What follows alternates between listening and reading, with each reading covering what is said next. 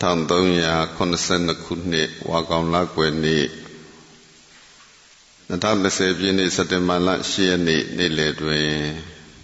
ကိုမြို့ဓမ္မတုတ္တတော်ရသာသနာ့ရေးတာ၌ဝါတွင်3လတရားကျင့်သုံးကြရာတွင်ဟောကြားအပ်သောပြုပြင်နည်း2မျိုးတရားတော်ကိုယ်ကိုပြုပြင်တာနဲ့စိတ်ကိုပြုပြင်တာကိုယ်တန်ဆာဆင်တာနဲ့စိတ်ကိုတန်ဆာဆင်တာလို့2မျိုးရှိရမှာဘာကဘိုးရေးကြည့်တယ်ဘလို့ပြုပြင်ခြင်းကမှကိုယ်အတွက်ဖြစ်တယ်ဆိုတာကိုသိစေဖို့တရားတစ်ပုဒ်ဟောကြားလာကြမယ်ရှေးဥစွာတရားမဟောမီတရားမနာမီမှာတရားတော်ကိုဟောကြားတော်မူခဲ့တဲ့စိန်နေရ3လောကထွဋ်ထားသဗ္ဗညုမြတ်စွာဘုရားကိုနမောတတ္တဘုရားရှိခိုးနဲ့ရှိခိုးပူဇော်တော်ကြရအောင်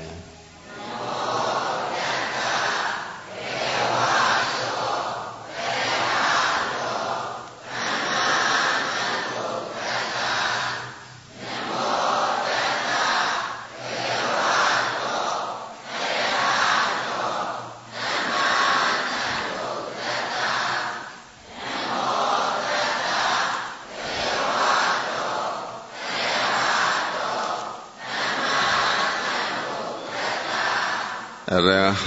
တောလူမင်းနတ်မင်းယမမင်းတို့ဤ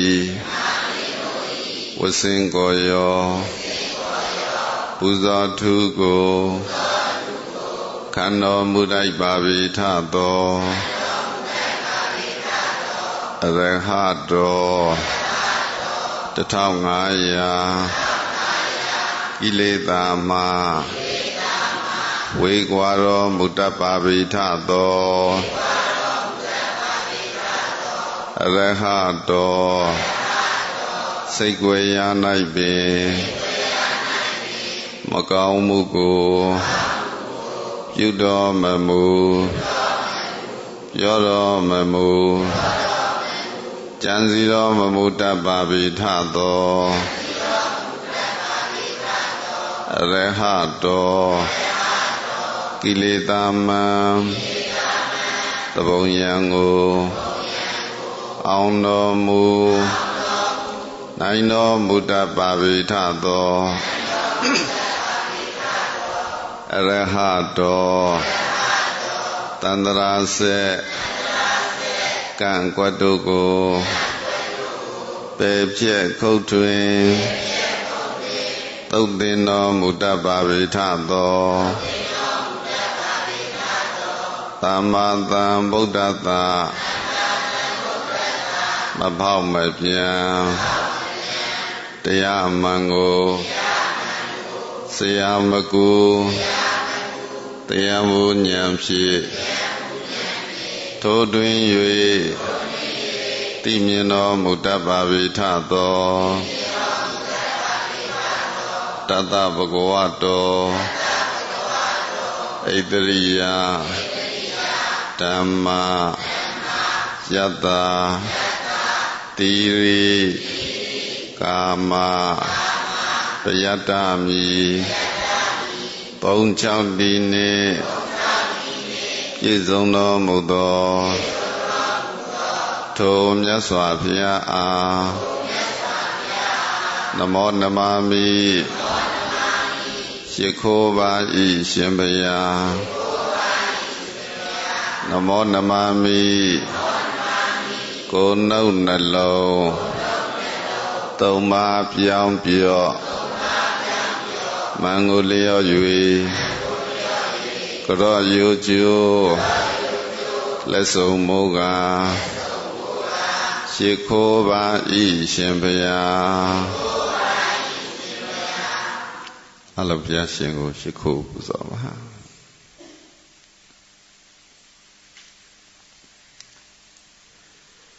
ပြုပြင်နည်း2မျိုးလို့တရားမြည်တရားကောင်းစဉ်ကိုလွယ်တကူနဲ့မှတ်သားမိအောင်ပေးပါတယ်တကယ်ဘုန်းကြီးပြောချင်တာကတဏှာနဲ့ တရားရဲ့ထူးခြားချက်ပါတဏှာကလည်းပဲပြုပြင်တယ်တရားလည်းပဲပြုပြင်တယ်တဏှာနဲ့အလှပြင်တာလည်းရှိတယ်တရားနဲ့အလှပြင်တာလည်းပဲရှိတယ်ဘာကွာသလဲဆိုတာကိုလေ့လာကြည့်အောင်ပေါ့ဆိုကိုပြုပြင်တန်စာစင်ခေါ်တွင်တဏှာမီကိုပြုပြင်တန်စာစင်ခေါ်တွင်တဏှာမီကိုပြုပြင်တန်စာစင်ခေါ်တွင်တဏှာမီကာယသင်္ခရိကတဏှာနိစကရသတာကိုပြုပြင်တန်စာဆင်ခြင်းသည်တဏှာတဲ့ဘုန်းကြီးတို့ကိုပြီးလိမ့်ပြင်ဆင်လှပအောင်ဘာကိုပြင်ကြလဲဆိုလို့ရှိရင်ကိုပြင်တယ်ပေါ့ကိုပြုပြင်ခြင်းသည်ဘာကိုခြေခံထားပြီးတော့ပြင်တယ်လဲဆိုတော့တဏှာကိုခြေခံတယ်ဘာကိုခြေခံလှမ်းကျင်ပကျင်လဲဆိုတာဘာတော့တဏှာပဲလှမ်းအောင်ပအောင်တင့်တယ်အောင်ပြုပြင်ဖီးလိမ့်တန်စာဆင်တာမှန်သမျှကိုပြင်တာမှန်သမျှသည်တဏှာလို့အဲ့လိုမှတ်ပေါ့ကိုပြင်တယ်ဆိုတာတဏှာကလိမ့်တာလည်းပါတယ်ပန်းပန်းတာလည်းပါတယ်နော်ဝိစေသားဇာတိတွေနဲ့ကြော့မော့နေအောင်ပြင်ဆင်တာလေမပါဘူးလားအဲ့ကိုတန်စာဆင်ပြုပြင်ရင်တဲ့နိစကရသတာတဲ့တဏှာနဲ့ပြုပြင်ခြင်းသည်တဘဝအောက်တဘဝနှိမ့်ကြခြင်းကိုပေးတတ်တယ်လို့မြတ်စွာဘုရားမိန့်ကြားတဲ့စကားရှိတယ်ဆိုတဘဝအောက်သာတဘဝနှိခါကြခြင်းပြုတတ်သည်တဘဝအောက်သာတဘဝနှိခါကြခြင်းပြုတတ်သည်တဘဝအောက်သာတဘဝနှိခါကြခြင်းပြုတတ်သည်တဏှာနဲ့ကိုပြုပြင်ခြင်းသည်တဲ့တဘဝထက်တဘဝကိုနှိမ့်ကြစေတတ်တယ်ဘဝအဆင့်တန်းတွေနှိမ့်ဆင်းသွားတယ်ပေါ့ဥပမာအဖြစ်ဘုန်းကြီးတို့လူဘဝနေပြီးတော့လူအောင်နှိမ့်တဲ့တိရစ္ဆာန်ဘဝရောက်သွားတာငရဲကျသွားတာပိဋ္ဌာဖြစ်သွားတာတွေသည်ဘာကြောင့်လဲတဏှာကြောင့်နော်တနေ့တနေ့ဘုန်းကြီးတို့ပြုပြင်ခြင်းနှစ်မျိုးရှိရမှာကိုယ်ပြင်တာနဲ့စိတ်ကိုပြင်တာပေါ့များသောအားဖြင့်ပြုပြင်မှုများတာသည်ကိုယ်ပြင်လားစိတ်ကိုပြင်လားမိုးလင်းတွေကစားပြီးတော့တတိထားပြီးတော့ပြင်ဆင်ကြတာသည်ကိုယ်ပဲပြုပြင်ကြတယ်စိတ်ကိုကြတော့ပြန်တတိမထားမိဘူးပြုပြင်ရကောင်းမှမသိစိတ်ကိုပြုပြင်တာကတရားစိတ်ကိုပြင်တာဘာပြင်ကိုယ်ပြင်တာဘာပြင်တဏှာနဲ့တရားနဲ့ပြုပြင်တဲ့ပုဂ္ဂိုလ်သည်တဘဝထက်ကိုတဘဝမြင့်တက်သွားတယ်ဆိုစိတ်ကိုပြုပြင်တန်စာဆင်ခေါ်တွင်တရားမီစိတ်ကိုပြုပြင်တန်စာဆင်ခေါ်တွင်တရားမီစိတ်ကိုပြုပြင်တန်စာဆင်ခေါ်တွင်တရားမီစိတ်ကိုပြင်တာဘယ်သူကပြင်နော်တရားသည်ကုသိုလ်စိတ်တဏှာအကုသိုလ်စိတ်တူလားတဏှာသည်အကုသိုလ်ဘက်ကယက်တည်တယ်တရားသည်ကုသိုလ်ဘက်က ယတ္တိတရားတရားရှိတဲ့သူသည်စိတ်ကိုပြုပြင်တယ်ကိုယ်ကိုတလောက်ကြီးကြယူမထားဘာလို့သူကဦးစားပေးကြည့်တော့ဆိုလို့ရှိရင်ကိုယ်စိတ်ကိုပြန်အမြဲတမ်းအကဲခတ်ကြည့်ပြီးတော့ကောင်းတဲ့စိတ်ဖြစ်နေလားမကောင်းတဲ့စိတ်ဖြစ်နေလားကုသိုလ်အာယုံဖြစ်နေသလားအကုသိုလ်အာယုံဖြစ်နေသလားလို့သတိထားပြီးတော့ကုသိုလ်ဘက်ရောက်အောင်ပြင်ပေးတာကတရားကုသိုလ်ဘက်ပို့ပေးတာဘယ်သူတော့အကုသိုလ်ဘက်ပို့တာနော်အမြဲတမ်းတဏှာနဲ့တရားနဲ့အားပြိုင်နေ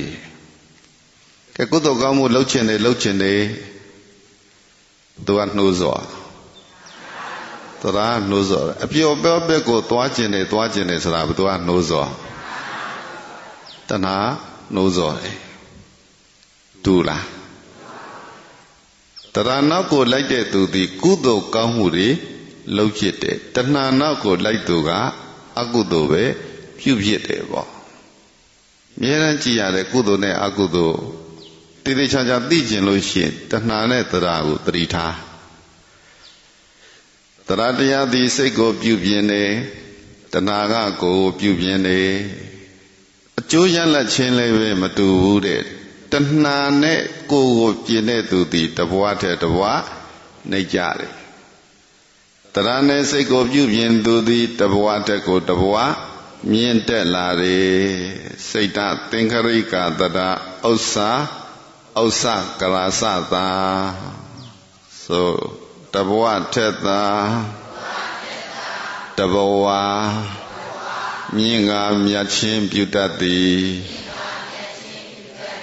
တဘဝထက်သာတဘဝမြင့်ငါမြတ်ချင်းပြုတတ်သည်တဘဝထက်သာတဘဝမြင့်ငါမြတ်ချင်းပြုတတ်သည်တဘဝတည်းတဘဝကိုဘဝစင်တန်းတည်မြင့်တက်လာတဲ့စိတ်ဓာတ်စင်တန်းတည်မြင့်လာတာသည်တရားကြောင့်မြင့်မြတ်တဲ့စိတ်နေစိတ်ထားဖြစ်လာတာဘယ်သူကြောင့်ကဲမြင့်မြတ်တဲ့စိတ်နေစိတ်ထားတွေပျောက်ပြက်ကုန်တယ်ဆိုတာဒီဘယ်သူကြောင့်နော်ဘယ်သူအားကောင်းတယ်လေဘယ်သူကြီးစိုးတယ်လေကိုမှပြန်ကြည့်ရတယ်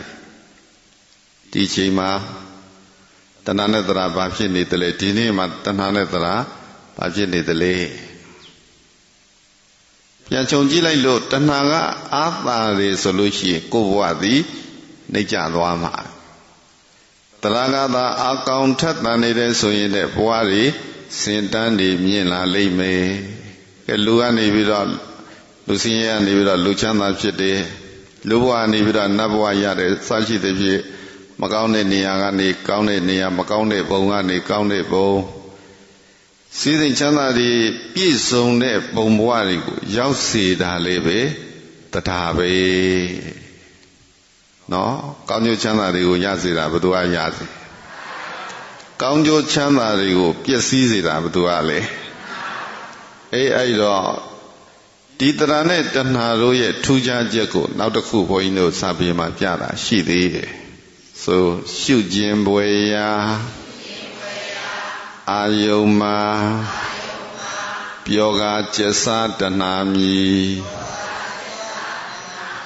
ရှုခြင်းဘွယ်ရာအာယုံမှာပြောကားကျက်စားတဏှာမီရှုခြင်းဘွယ်ရာအာယုံမှာ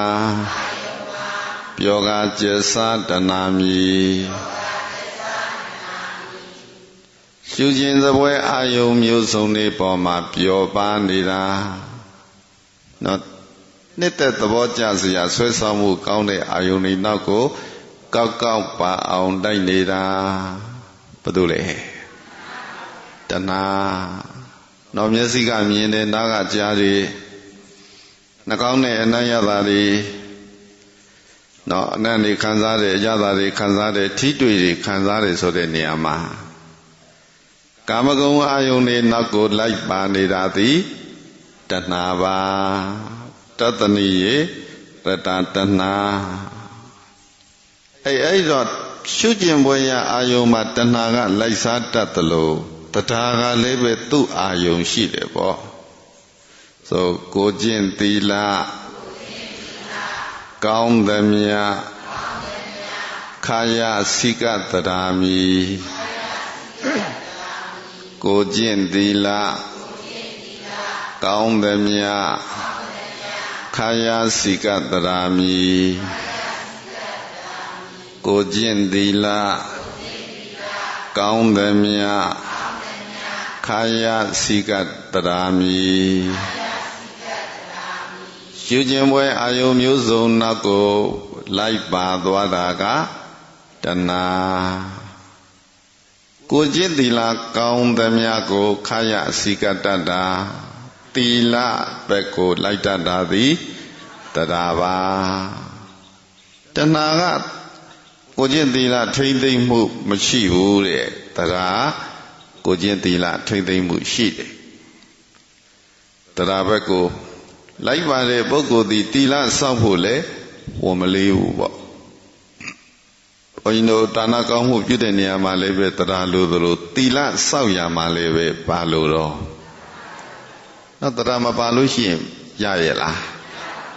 သူအရေးကြီးဆုံးပဲကုသိုလ်အလုံးတို့ရဲ့အခြေခံကုသိုလ်အလုံးတို့ရဲ့ဖြစ်ကြောင်းတရားကတိုက်တွန်းနှိုးဆော်တော့မှလူတန်းလေးလုံးဖြစ်တယ်ကိုကျင့်သီလထိမ့်သိမ်းစောင့်ရှောက်နိုင်တယ်တဏှာနာကိုသာလိုက်နေလို့ရှိရင်ဒါနလည်းမဖြစ်ဘူးသီလလည်းမဖြစ်ဘူးပေါ့တဏှာကိုယ့်အတွက်ပဲကိုကြည့်တယ်တရားအများအတွက်ကိုကြည့်တယ်တဏှာအပျော်ပါးကိုသာလိုက်စားတယ်တရားကောင်းမှုကုသိုလ်ကိုလိုက်စားတယ်လို့ပြောခြင်းတဲ့သဘောပဲအာယုံချင်းတူရဲ့လားအကုသိုလ်ဘက်ကခေါင်းဆောင်သည်တဏှာကုသိုလ်ဘက်ကခေါင်းဆောင်တာခေါင်းဆောင်တင်မလွဲဖို့လိုတယ်ပေါ့ဘာမလွဲရကဲခေါင်းတွေကဆွဲသလောက်ကိုမပါဘူးလားခေါင်းတွေကဆွဲသလောက်ပါတာပဲနော်ဥယျာဉ်ယထာတွေဘုန်းကြီးတို့ပြိဿကြည့်လိုက်ပေါ့ခေါင်းတဲ့တဲ့ဘက်ကိုမသွားဘူးလားကဲကားဖြစ်စေသင်္ဘောဖြစ်စေလှေဖြစ်စေခေါင်းတဲ့တဲ့ဘက်ကိုသွားတာပဲ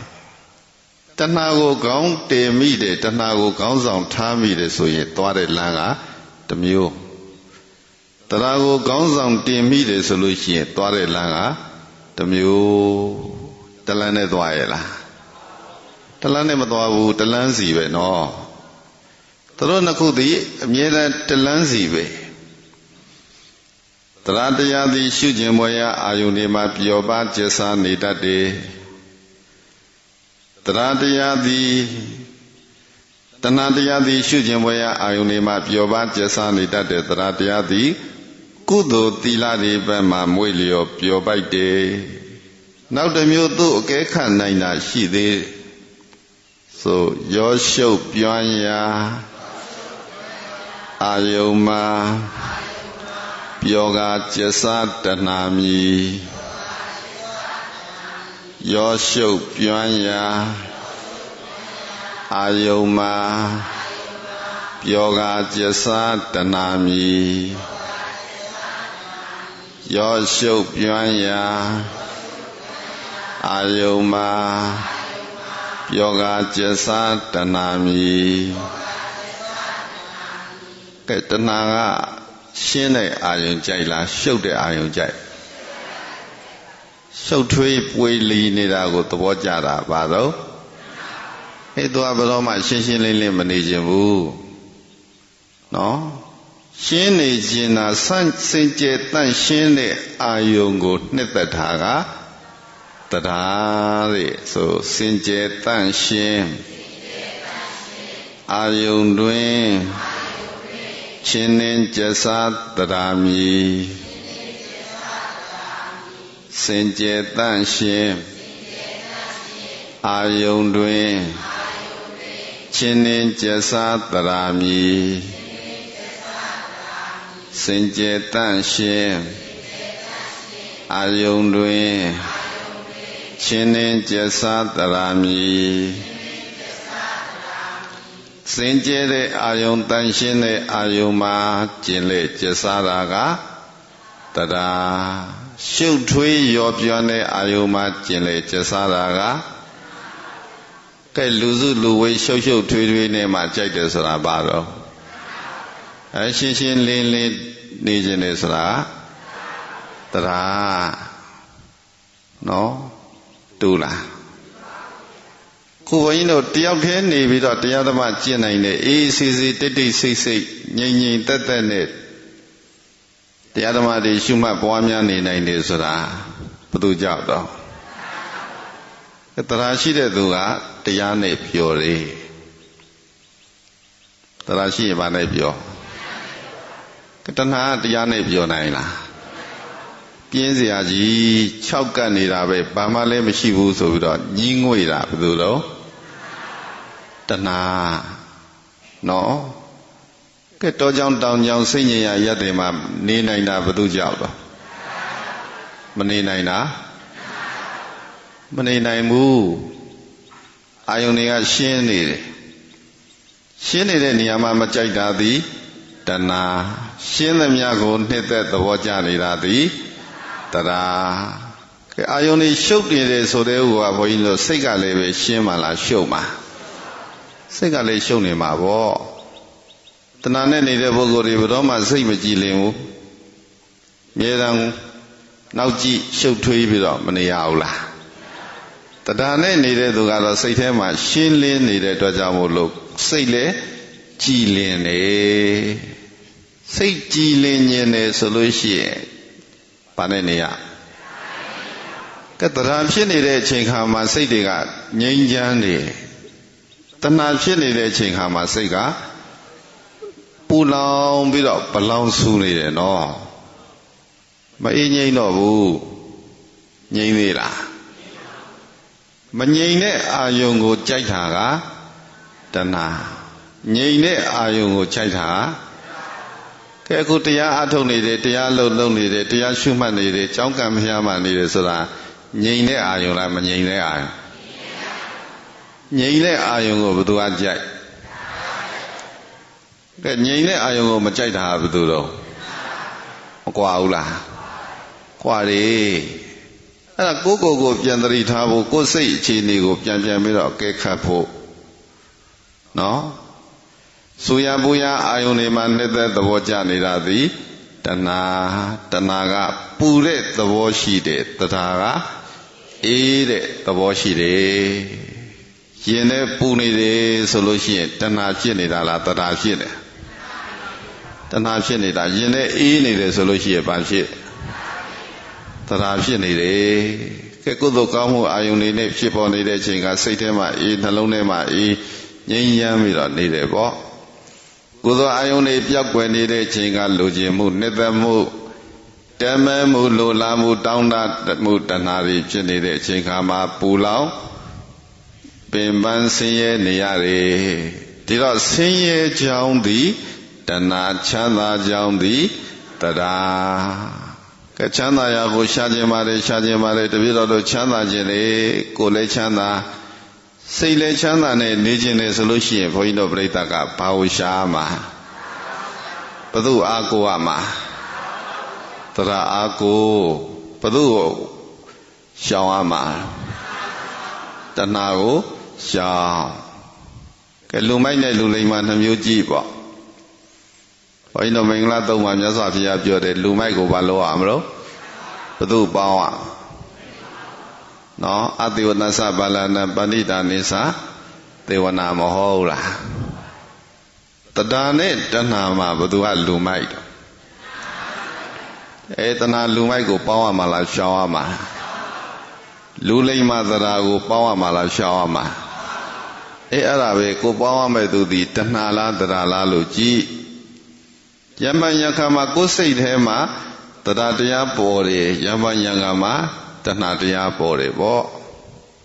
ဒါတော့ဖြစ်မှာပဲပေါ်မှာပဲစိတ်ကမငြိမ်သေးဘူးကောင်းတဲ့အာယုံမှန်းသိပေမဲ့လို့ကောင်းတဲ့တရားမှန်းသိပေမဲ့လို့ချိန်ပြည့်အာယုံမပြုတ်နိုင်သေးဘူးဆိုလို့ရှိရင်ကောင်းတခါဆိုတလက်ဖြစ်မှာပဲအဲ့ဒီကမှာဘာဖြစ်နေသလဲလို့သိအောင်ကြည့် နော်များများပြပြရှုပ်ရှုပ်ထွေးထွေးစိတ်တွေဘယ်လောက်ရှိတယ်စေတသိက်တွေဘယ်လောက်ရှိတယ်ဒါတွေမလေးလာနေသေးဘူးဆိုရင်တော့ဘုန်းကြီးတို့ပြိတ္တာ2မျိုးတော့မှတ်ထားပေါ့တရားနဲ့တဏှာပါနဲ့ပါကဲဘယ်ဟာကရှိရမှာလဲကောင်းကျိုးချမ်းသာကိုလိုလားသူသည်တရားရှိရမယ်ကောင်းကျိုးချမ်းသာကိုလိုလားသူသည်တဏှာကိုပယ်ရမယ်ဘာပယ်မယ်တဏှာဖြစ်လာရင်လက္ခဏာမှလားပယ်ရမှာကဲတရားတရားမရှိသေးဘူးဆိုလို့ရှိရင်ဒီတိုင်းနေရမှာလားရှိအောင်လုပ်ရမှာရှိအောင်လုပ်ရမယ်တရားနေတွေတချို့ပြောကြတယ်နော်ကဲမလူနိုင်မတန်းနိုင်တဲ့သူတွေကိုသူတို့ကတရားနေတယ်မပြောဘူးလားများသောအားဖြင့်ဘုန်းကြီးတို့တတ်မှတ်ကြတာကဒီတရားကိုဘာနဲ့တိုင်းတာလို့ဆိုလို့ရှိရင်ဒါနနဲ့ပဲတိုင်းတာကြတယ်လူနိုင်တန်းနိုင်တဲ့သူကိုတရားတရားရှိတယ်မလူနိုင်တဲ့သူကိုတရားတရားနေတယ်နော်ဒီတစ်ခုတည်းနဲ့တိုင်းလို့မရဘူးတရားကိုဘုန်းကြီးတို့တိုင်းကျင်လို့ရှိရင်ဒါနနဲ့လည်းတိုင်းရတယ်သီလနဲ့လည်းတိုင်းရတယ်ဘာဝနာနဲ့လည်းတိုင်းရတယ်ကိုကျင့်သီလကိုထိမ့်သိမ့်နိုင်တာသည်တရားမထိမ့်သိမ့်နိုင်တာသည်တဏှာကဲကိုကျင့်သီလပြည့်စေတာသည်ဘယ်သူကပြည့်စေတော့ကဲတဏှာဝင်လာပြီလူချင်းမမောချစ်ခင်နှစ်သက်မှုတွေဝင်လာပြီဆိုလို့ရှိရင်ကိုကျင့်သီလထိမ့်နိုင်သေးလားတရားဝင်လာလို့ရှိရင်လည်းကိုကျင့်သီလကိုစောင့်ရှောက်ထိမ့်သိမ့်နေတဏှာဝင်လာရင်ကြင်ကြံပွားများအထုတ်နေတဲ့ဘာဝနာတွေပြည့်ကုန်နေတဏှာဝင်ရင်ဘာဝနာပြည့်တယ်တရားဝင်ရင်ဘာဝနာတွေတိုးတက်လာတယ်ခုယောဂီတွေကြင်ကြံအထုတ်တဲ့အခါမှာပဲကြည့်ပေါ့ဘယ်ချိန်ခါများမှတရားအထုတ်လို့ကောင်းတယ်လေရှုလို့မှတ်လို့ကောင်းတယ်လေဆိုလို့ရှိရင်တရားဖြစ်တဲ့အချိန်မှာရှုကောင်းမှတ်ကောင်းအထုတ်ကောင်းတယ်တရားပြည့်နေတယ်တဏှာဝင်နေတယ်ဆိုလို့ရှိရင်ရှုလို့မှတ်လို့အထုတ်လို့ရသေးလားကဲဘယ်ချိန်ဘယ်ခါများမှရှုရမှတာချမ်းချမ်းသာသာဖြစ်တယ်လေဆိုလို့ရှိရင်တဏှာကင်းချိန်မှာချမ်းချမ်းသာသာနဲ့ရှုနိုင်တယ်ပေါ့တဏှာဖြစ်နေတဲ့အချိန်ခါမှာချမ်းချမ်းသာသာနဲ့ရှုလို့ရလားနော်တရားယုံနဲ့မနေရင်တော့ဘူးမနေနိုင်တော့ရှုရမှတာပြင်းစရာကြီးတစ်ခါလာလေဒါတစ်ခါလာလေဒါတနေ့လာလေဒီယုံနဲ့တနေ့လာလေဒီယုံနဲ့ဒါသာကြီးပဲလုံနေရတယ်ဒါကြီးပဲရှုမှတ်နေရတယ်လို့ညင်းငွေလာတာသည်ဘသူကြောက်တော့ကဲမညင်းငွေဘူးအော်ငါရှုနေမှတ်နေတာဟာငါအတွက်ပဲငါအားထုတ်နေတာဟာငါကောင်းကျိုးချမ်းသာတွေဖြစ်ဖို့ငါတရားဓမ္မအသိဉာဏ်တွေရဖို့ပဲလို့အားတက်ကြိုးစားနေတာကဘသူလဲကဲတူရဲ့လားမတူဘူးတဲ့နော်ဆိုဖြူစင်စိတ်ဓာတ်ညစ်စေတခေါ်မှတ်တဏှာမည်ဖြူစင်စိတ်ဓာတ်ညစ်စေတခေါ်မှတ်တဏှာမည်ဖြူစင်စိတ်ဓာတ်ညစ်စေတခေါ်မှတ်တဏှာမည်စင်ကြယ်တန်ရှင်းနေတဲ့စိတ်အစဉ်ကိုညင်နွမ်းစေတာတဏှာဘုန်းကြီးတို့ပင်ကိုယ်စိတ်ကတတ္တဝါတွေရဲ့ပင်ကိုယ်စိတ်ကစင်ကြယ်တန်ရှင်းတယ်အဲ့တန်ရှင်းစင်ကြယ်နေတဲ့အဖြူတဲ့စိတ်ကိုအယောင်ဆိုးတာသည်လောဘဒေါသမောဟနော်အယောင်မျိုးမျိုးခြေလဲလိုက်တယ်တခါလေကြလို့ရှိရင်လောဘအယောင်ထွက်တယ်ပေါ့တခါလေကြလို့ရှိရင်ဒေါသအယောင်ထွက်တယ်တခါလေကြလို့ရှိရင်မောဟအယောင်ထွက်တယ်ပြောလားနောက်မျက်လုံးကြည့်ပြီးတော့တချို့ကမျက်လုံးကစိတ်ရဲ့ဂရင်းပါပဲဆိုပြီးတော့ဟာသူ့မျက်လုံးကလောဘအယောင်တွေထွက်နေတယ်သူ့မျက်လုံးကဒေါသအယောင်တွေထွက်နေတယ်သူ့မျက်လုံးမှာမောဟအယောင်တွေထွက်နေတယ်လို့မပြောဘူးလားအယောင်ဆိုးတာသည်ခဏကလောဘဒေါသမောဟတွေကစိတ်ကိုအယောင်ခြေကြတယ်အဲ့ဒီဖြူစင်နေတဲ့စိတ်ကိုညှဉ်းနှွမ်းစေတဲ့အထဲမှာတဏှာလေပါတယ်စိတ်ညစ်တယ်ဆိုလို့ရှိရင်တတိထားဘာဖြစ်နေလဲစိတ်ညစ်တဲ့အချိန်ခါမှာကိုယ်စိတ်ထဲမှာဘာတွေများဖြစ်နေသလဲလို့ပြန်ကြည့်တဏှာပဲမြင်ရလိမ့်မယ်ဘယ်သူကြောင့်ညစ်တာတဏှာကြောင့်ညစ်တာတဏှာသည်ဒုက္ခဖြစ်ကြောင်းတဏှာဘာဖြစ်တဏှာဖြစ်သမျှသည်ဒုက္ခဖြစ်ဖို့အကြောင်းကြီးပဲ တရားဖြစ်သမျှသည်ဒုက္ခဖြစ်ဖို့အကြောင်းကြီးပဲဆင်းရဲကြောင်းသည်တဏှာချမ်းသာကြောင်းကတရားဖြူစင်တဲ့စိတ်ကိုညစ်စေတာကတဏှာဆိုလို့ရှိရင်နော်ဖြူစင်တဲ့စိတ်ကိုဖြူတဲ့ဖြူအောင်လျှော်ဖို့ဆေးကြောပေးတာဘယ်သူဖြစ်မလို့တရားပေါ့စိတ်ညစ်နေတယ်ဆိုတဲ့အချိန်ခါမှာတရားတရားဝင်လာပြီဆိုလို့ရှိရင်အဲ့ညစ်တဲ့စိတ်တွေဒီညစ်ကြေးတွေကင်းပြီးတော့တန်ရှင်းစင်ကြယ်သွားတယ်စိတ်စင်ကြယ်ခြင်းတဲ့သူဒီဘုန်းကြီးတို့တဏှာကိုဖယ်ခွာတရားကိုထည့်သွင်းပေးရ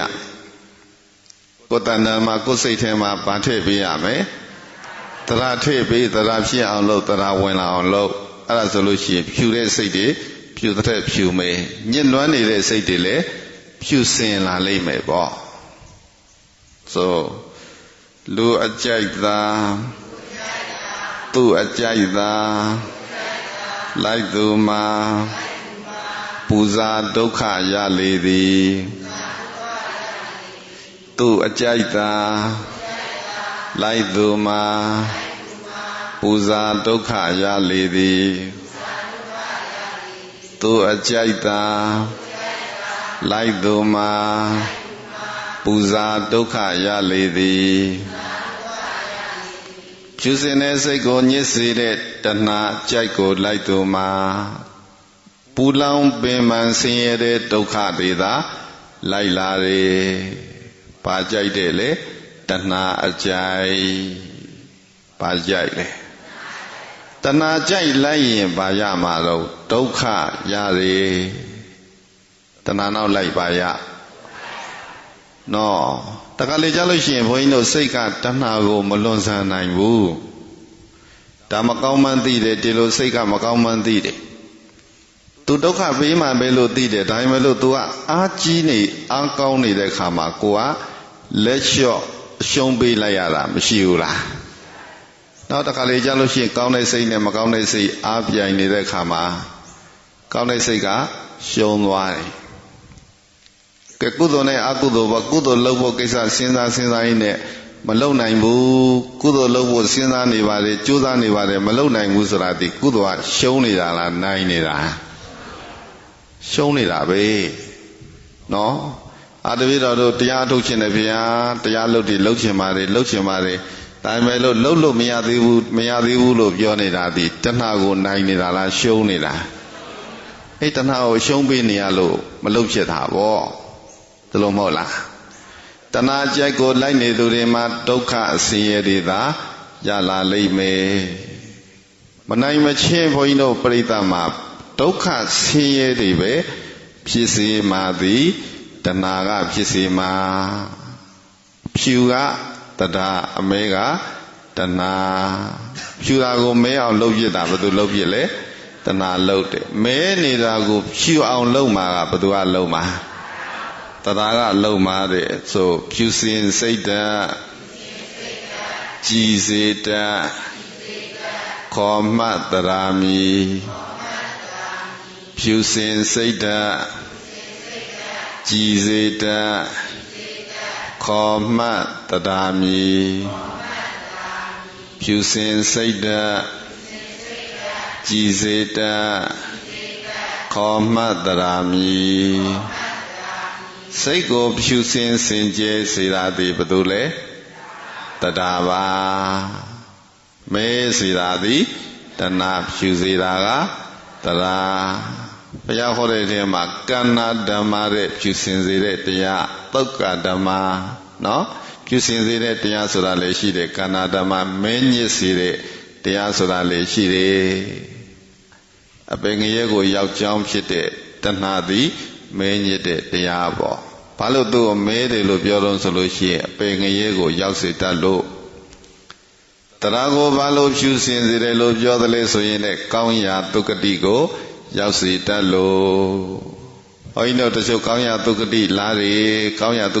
တယ်လို့ပြောကြသုံးကြတာအဲ့ဒီကောင်းရာတုကတိဆိုတာကိုလားစေတတ်တဲ့တရားကတဏှာလားတထာလားကဲတဏှာနဲ့တည်တဲ့သူဒီပဲသွားမလို့တဏှာနဲ့တည်ရင်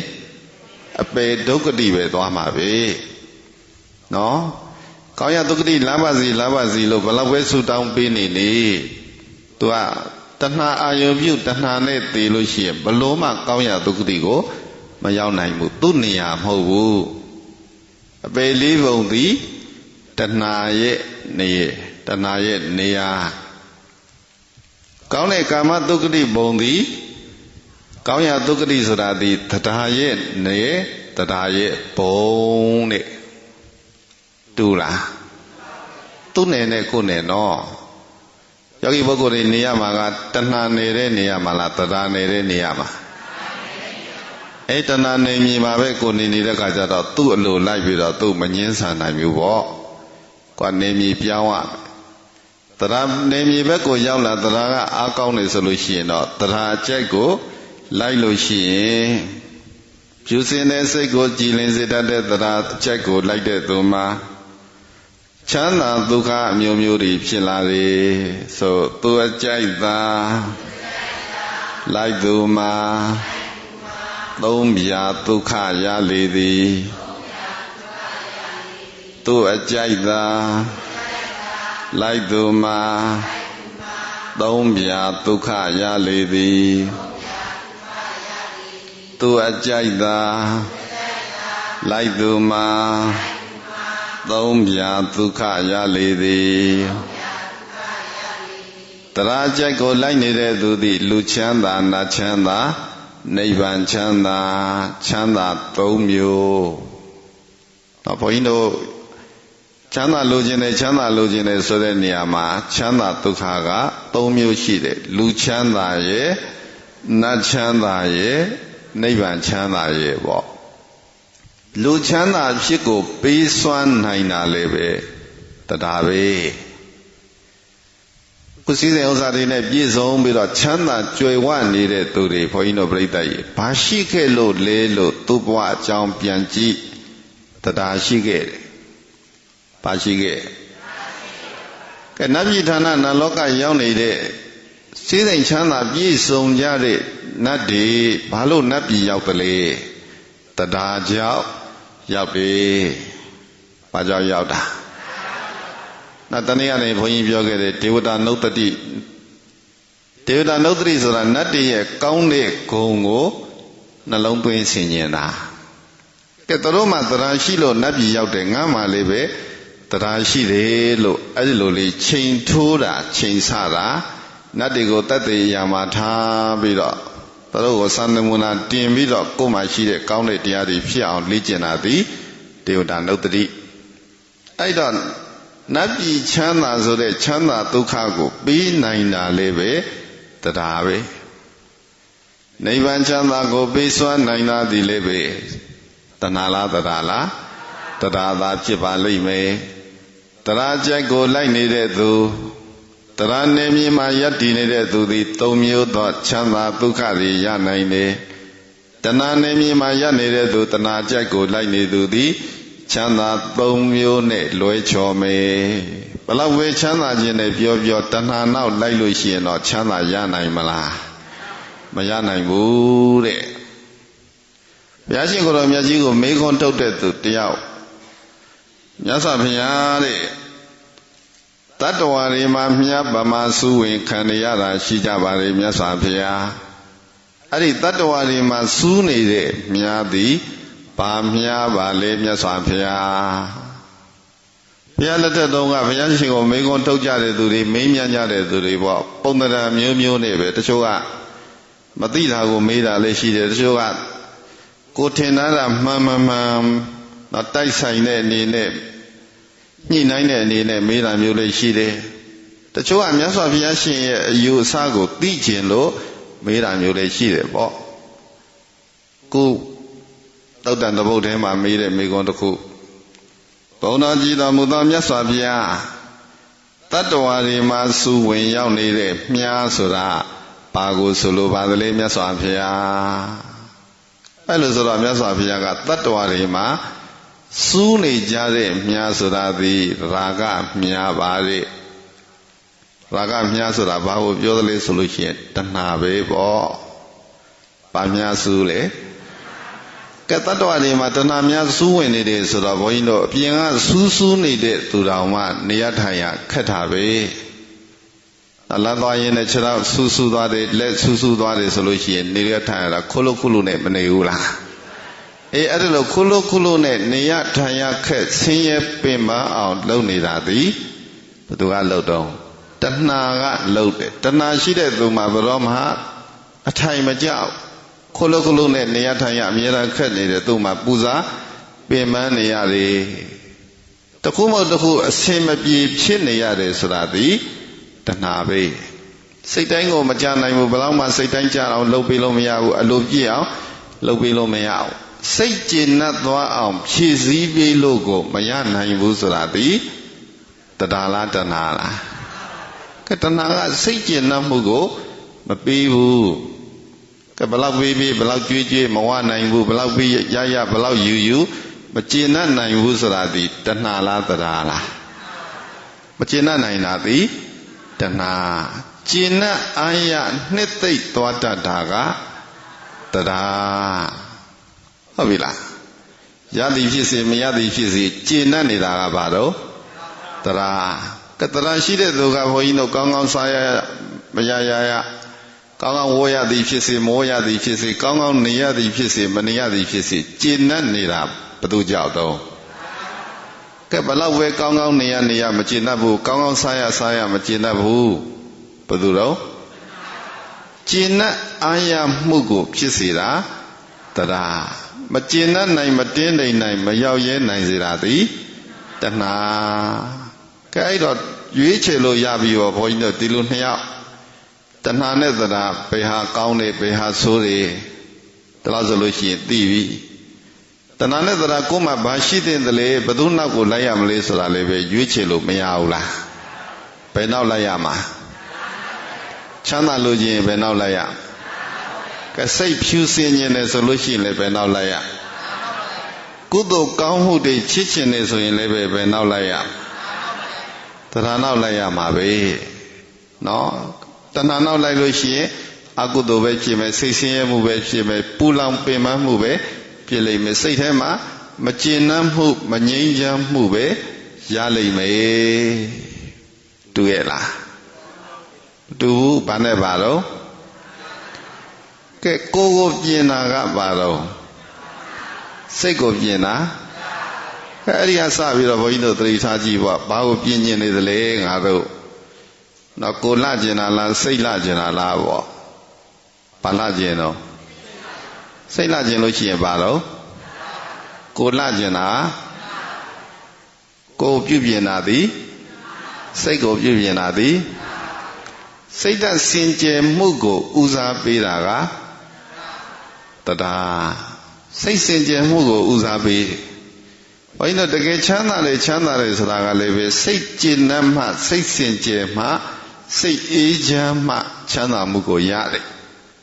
ကိုယ်မှာဘယ်လောက်ပဲညစ်ကြေးတွေကင်းနေပါစေကိုယ်ခန္ဓာနဲ့သုံးဆွဲစရာသုံးဆောင်တွေဘယ်လောက်ပဲများနေပါစေစိတ်အေးချမ်းမှုရလားစိတ်ကျဉ်းမှုရလားအဲ့တော့ရွေးရမယ်ဆိုလို့ရှိရင်တဏှာနဲ့တရားဘာရွေးဘာကိုပေးရမယ်ဆိုတဏှာပေးခွာစိတ်ထဲမှာတရားတည်စေပွားရမည်တဏှာပေးခွာစိတ်ထဲမှာတရားတည်စေပွားရမည်တဏှာပေခွာစိတ်ထဲမှာတရားတည်စေပွားရမည်တဏှာကိုပေတဲ့တရားကိုပွားပါပွားတယ်ဆိုတာထပ်ခါပြုလုပ်တာတိုးတဲ့တို့များတဲ့များလာအောင်ကြိုးစားတာပေါ့အဲ့တော့တရားအလုပ်ကိုအားထုတ်ရမှလည်းပဲတရားမပါလို့ရလားသီလဆောက်ရမှလည်းတရားမပါလို့ရလားနော်ကုသိုလ်ဖြစ်ခြင်းဖြစ်မဖြစ်ခြင်းနေဆိုပြီးတော့စိတ်ထားတာဒီတဏှာလားတရားလားကဲကုသိုလ်မဖြစ်ဖြစ်အောင်လုပ်မယ်ဆိုတာတရားပဲကုသိုလ်ကောင်းမှုကိုမေ့လျော့စေတာဒီတ တဏှာကုသိုလ်တရားတွေကိုထက်သန်စေတာသည်တရားဒါကြောင့်တရားတော်ဘာတွေနာယူလို့တရားတွေလေ့ကျင့်အားထုတ်လို့တရားစာပေတွေဖတ်ရှုလေ့လာလို့ပေါ့တော်ကောင်းတွေဖူးမြင်လို့ကုသိုလ်စိတ်တွေတိုးတက်လာတယ်ဆိုလို့ရှိရင်ဘာဖြစ်လာတာလဲတရားဖြစ်လာတာပဲကဲအဲ့ဒီလိုကောင်းတဲ့စိတ်ဆန္ဒတွေရော့ဆင်းသွားတယ်ဆိုတာဘာဖြစ်သွားလားတဏှာဝင်လာတာပဲနော်ကိုကျိုးကိုသာကြည်တတ်တာသည်တဏှာကိုကျိုးပဲရှာတာဘာလို့အများကျိုးကြည့်တာတရားဟာဒီလိုကတော့ကိုကျိုးစွန့်နေကိုကျိုးကြီးပဲမကြည့်ဘူးအများအတွက်လည်းပဲချမ်းသာဒုက္ခကိုဖြစ်စေတယ်ဆိုလို့ရှိရင်ကျင်းသေးတယ်သူ့မှာဘာရှိနေတော့တရားရှိသူသည်လူလိမ္မာသူတော်ကောင်းတဏှာရှိသူသည်လူမိုက်ပေါ့လူဆိုးပေါ့မကွာဘူးလားကဲလူဆိုးလူမိုက်တွေဘာကြောင့်ဖြစ်ရတော့တရားကြောင့်လားတဏှာကြောင့်တဏှာကြောင့်လူဆိုးလူမိုက်ဖြစ်တဲ့ခိုးတဲ့သူတွေလူတဲ့သူတွေတတ်ဖြတ်တဲ့သူတွေမူးယစ်ရမ်းကားတဲ့သူတွေဘာကြောင့်ဖြစ်တာလဲကဲတရားကြောင့်ဘုန်းကြီးတို့မူးယူတာတွေလည်းမဖြစ်ဘူးရမ်းကားတာတွေလည်းမဖြစ်ဘူးခိုးလူတတ်တာတွေလည်းမဖြစ်ဘူးတွေ့ရလားကဲလောကကိုကောင်းကျိုးပေးတာသည်တရားလောကကိုဒုက္ခပေးတာကဲဒီလောကမှာလူတွေဒုက္ခရောက်နေကြတယ်ဆိုတာဘယ်လိုကြောင့်ဖြစ်ကဲဒီလူတွေမှာကိုယ်စိတ်နှပြချမ်းသာနေကြရတယ်ဆိုရင်ဘယ်လိုကြောင့်တလောကလုံးမှာတရားတရားဖုံးလွှမ်းနေတယ်ဆိုလို့ရှိရင်တလောကလုံးမချမ်းသာဘူးလားကဲတအိမ်လုံးမှာတရားတရားတွေရှိကြတယ်ဆိုလို့ရှိရင်မချမ်းသာဘူးလားကဲတဦးတယောက်မှာပဲထားချာတအိမ်လုံးပဲကြီးကြီးတကဘာလုံးပဲကြီးကြီးတဏှာကလွှမ်းမိုးတဏှာကြီးစိုးနေပြီဆိုလို့ရှိရင်ချမ်းသာမှာလားဆင်းရဲမှာဆင်းရဲမှာဒါကြောင့်တဏှာကိုပိတ်ခွာပြီးတော့ဘုသူ့ကိုအာကိုကတရားကိုအာကိုရှိတဲ့တရားကိုလည်းပဲတိုးစီရမယ်မရှိသေးတဲ့တရားကိုလည်းဖြစ်စီရမယ်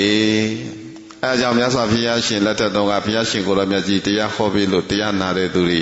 ဘုရားလျှောက်ထားကြတာရှိတယ်မြတ်စွာဘုရားတပည့်တော်တို့မှာတရားတရားတွေဖြစ်လာပါလေ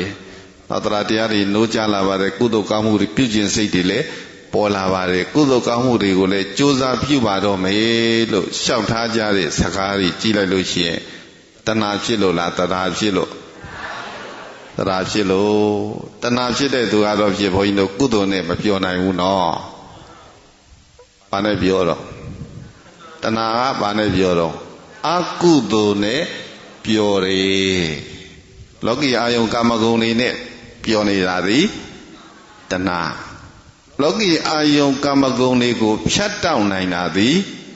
တရားလို့တရားတရားဘလောက်ရေးကြည့်သလဲတဏှာဘလောက်သိုးသွမ်းလဲဆိုတာကိုချိန်ဆပြီးတော့နားလေသိရှိကတရားတရားတွေတိုးပွားအောင်ကျင့်နိုင်တဏှာတရားတွေကိုပယ်နိုင်ကြသဖြင့်ဒုက္ခခတ်သိမ်းငြိမ်းရာမှမြတ်နိဗ္ဗာန်ကိုလင်းမြန်လွယ်ကူစွာရရောက်ပါစေလို့ဆုတောင်းပြီးတော့ပဲတရားနိဂုံးချုပ်ကြစို့ဘောရိယပစ္စယောဟောတုဣတံသောပုညမင်္ဂလံပုညမာကံတုလည်းပန္တုပမောဒံတုသာရိဝကာနောမြတ်သာကြည်ပါရမီယင်ကျူးဇာနိတုသရောစဉ်ကုသိုလ်ရှင်ကျွန်ုပ်တို့ဤဣဒံပုညမင်္ဂလံဗုဒ္ဓံဟောကြားတရားဒေသနာမြောဝါကိုနာဂံမတပြန်ဟောကြား၍ပွားများကျင့်ကြံဘာမန်ကျုကောအတောယတိကုသိုလ်ပုညမင်္ဂလာသည်ဘောရိယသစ္စာလေးအင်္ခဏစဉ်ကိုပြန်ရှင်းဆိုကုတ္တဘုရင်တံဘောရိညာဤပစ္စယောဥပနိတယမေယသဖြင့်မုတ်ချရာကြောင်းကောင်းမြတ်တဲ့ထောက်ပံ့သည်ဟောတုစင်စစ်မသွေဖြစ်ပါစေတည်းဣဒံပုညဘာကိသဗုဒ္ဓံဟောကြားတရားဒေသနာများဩဝါကိုနာဂမတပြန်ဟောကြား၍ပွားများကျင့်ကြံဘာမန်ကျုကောအတောယတိကုသိုလ်ပုညမင်္ဂလာဤဖို့ဘာကကိုလည်းသာရိဝကကဘာမနေသမျှဝိနည်းများစွာတတ္တဝါနန္ဒမန္တမြတို့သည်သုလဗန္တုရှင်လန်းကြည်မြေဝါကွမ်းပုံစီတဲ့ကဲ့သို့ပီတိငွေစိတ်မှထုံးတဲ့အိတ်သားယုံတွေ့သူလုံးမို့ကြည်နုကိုယ်ပိုင်ရယူနိုင်ကြပါစေကုန်သတည်းသုလသာကိုစီကိုစီလုံးကြီး၍ကြည်သာရွှင်ပြေဝါလုံးမြတ်တို့ရယူကြကုန်ပြီ၍ပမောဒံတုကိုစိတ်နှပြလွိစားပြည့်ပြည့်ကကျွဲမှဝမ်းမြောက်နိုင်ကြပါစေကုန်သတည်းဝါပမောဒံတုလူပြည်တွေမကနတ်ပြည်မှဆက်သွယ်လျက်ထဲနယ်ပြမချင်းလုံးဘုရားတရင်ကဘာတုံအောင်